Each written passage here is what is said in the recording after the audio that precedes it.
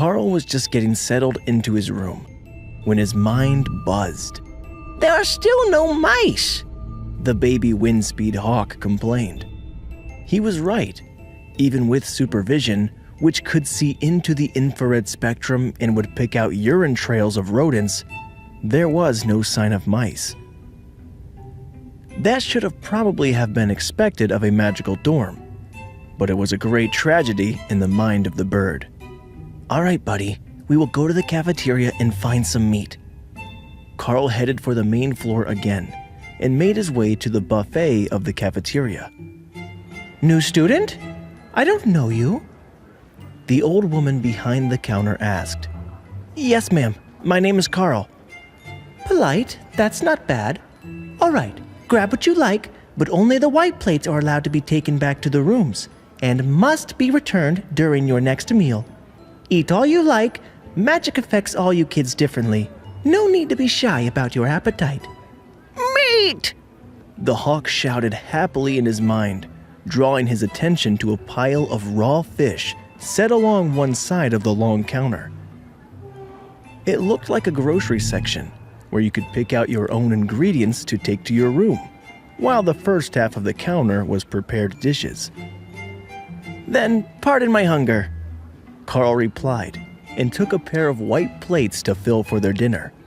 Pasta and meatballs with cream sauce, roasted pork, some sort of vegetable that gave off an incredible feeling of energy, and then an entire plate of raw meat for the hawk.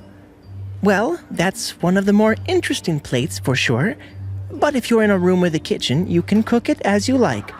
In the future, you can just ask the cook to prepare it if there's a special way you like your food, she explained. Thanks, I'll keep that in mind. Karl retreated to his room, while the hawk pleaded pitifully to be fed. If this was how adorably needy all baby birds were, no wonder their mothers would go to the extremes of even chewing food for them. Fortunately, the Windspeed Hawk had an extremely sharp metallic beak and could bite through bone with ease, even as a newborn. The meat chunks were all boneless, which the bird found disappointingly lacking in crunch.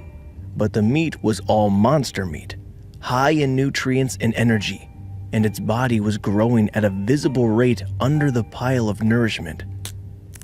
It somehow managed to chew through 5 times its body weight in 10 minutes, and it was still pleading for the meatballs on Karl's plate as he finished his meal.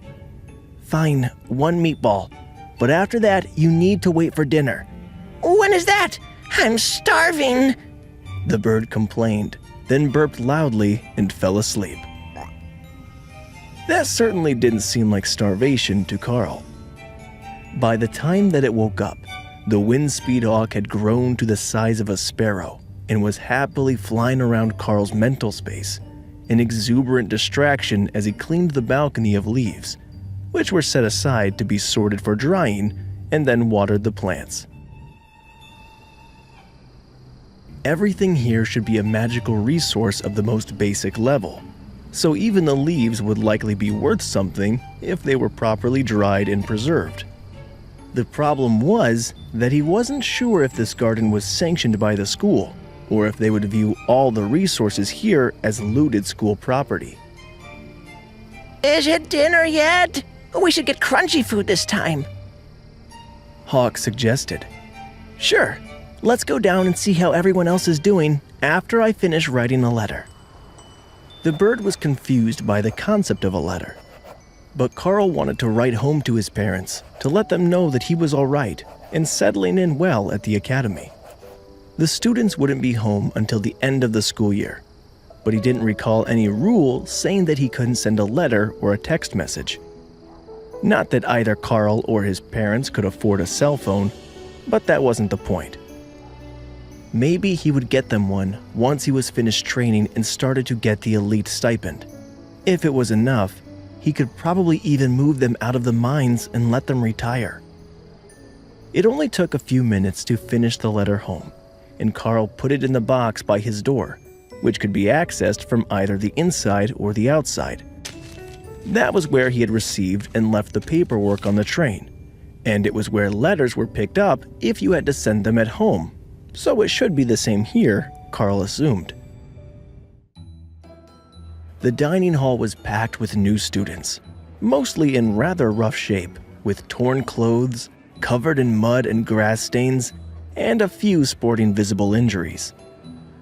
Karl joined the line to grab dinner, then took a second plate, scooped an entire roast chicken on it, and transferred it to the beast taming space while nobody was watching him. Then he took another, added a collection of cheeses and snacks to it, and brought it to an empty table. You are the gauntlet guy from the first group, aren't you? I didn't get a good look at your face earlier. A girl with blonde hair and a heavily bruised face asked as he sat at the table next to hers. Yeah, might I ask what happened? Everyone looks like they were beaten half to death. Karl asked. We were. I went with a group that understood going together for safety against the earth mice, and our lead warrior chased them off with a skill. But when we got to the second field, the plant monster was already going insane. So we thought it would be safer to go around, and we decided to try the tree line to the right. She paused and gently touched her face, then flinched. The one with the monstrous boars? Karl asked. Oh, you already know? Karl nodded. That's why we went through the field. I saw the marks of the boars on the trees and recognized them from outside the mining town where I grew up. The girl laughed. It's me, Jasmine. I guess you really didn't recognize me with my face like this. That explained why she didn't introduce herself when she started speaking. Karl and Jasmine knew each other, so he should have already known it was her. Karl looked her over again. He was absolutely certain that when they left, the Jasmine that he knew had not been a blonde, and that she had been at least 20 kilos heavier than she was now. You look different. It must be the hair, Karl mumbled, not wanting to insult his classmate by mentioning what she used to look like. Maybe it was puberty, but he should have noticed a change like that. He was sure of it. There were a few other familiar, but also not familiar, faces in the crowd. It was like everyone was a bit different than he remembered, and most of them had improved in the best of ways. Come to think of it, he didn't remember sitting quite so tall at the table, and his uniform pants didn't quite reach his shoes anymore. That wasn't right.